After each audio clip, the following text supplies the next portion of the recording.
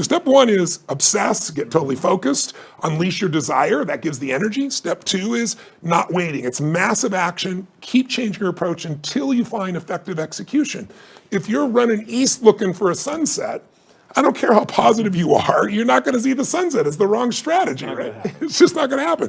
So you got to have a proven strategy, and you can get there faster, same way I've done it with these books, is saying, I could go this, or I could spend 4 years, interview 50 of the smartest people in the world, all billionaires that started with nothing, and find out what they did, and compress decades into days. That's really the purpose of everything that I do. So when you have that plan and you keep changing your approach, I always tell people, how long would you give your average kid to learn how to walk?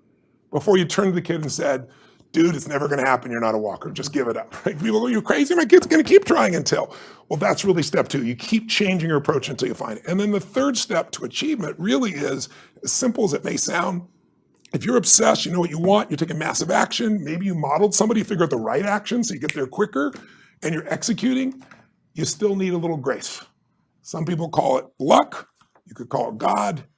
But I really believe that there's the part we do, and then there's the part that comes to us. But I do know grace shows up a lot more when you do the first two steps on your own, and grace shows up a lot more when you acknowledge grace in your life, when you acknowledge that I was born in a world where I didn't have to build this internet that I can pull out of my pocket the answer to anything on earth. I'm driving on streets I didn't pave. I'm reading books I didn't have to write.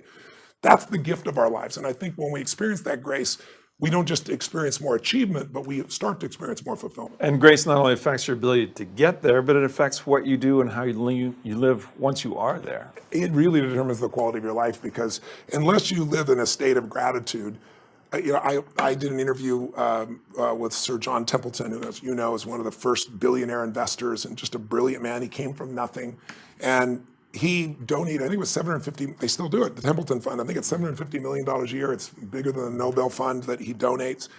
And one day I asked him, I said, what is the secret to wealth?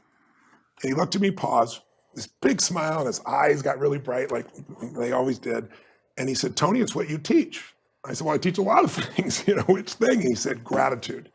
He said, because you and I, Tony, know billionaires that are miserable, and it's because they're not grateful for what they have. And we both know people have no money, seemingly, but they're so grateful for their health, for their husband, for their wife, for their children. They're so grateful to God. They're so grateful for their life that they're rich.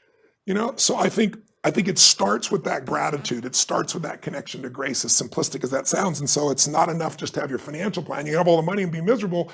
Let's have the money and be really rich emotionally, psychologically, and spiritually.